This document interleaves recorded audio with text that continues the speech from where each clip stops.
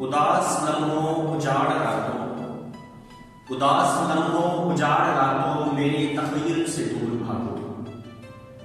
یہ نیند مجھ سے بیزار کیوں ہے، یہ نیند مجھ سے بیزار کیوں ہے، اس دکھ کو مجھ سے ہی پیار کیوں ہے۔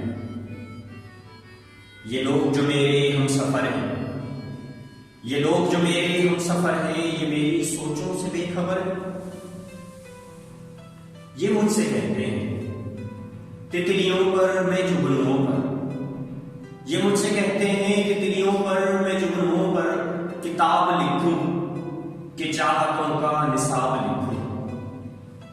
انہیں میں کیسے بتاؤں کہ انہیں میں کیسے بتاؤں کہ اب بہار موسم گزر چکا ہے، اداس ہے گل خزاں کا موسم، ہمارے دل میں اتر چکا ہے ہمارے کہکہوں کا، خوشبوؤں کا وہ دور کب کا گزر چکا ہے۔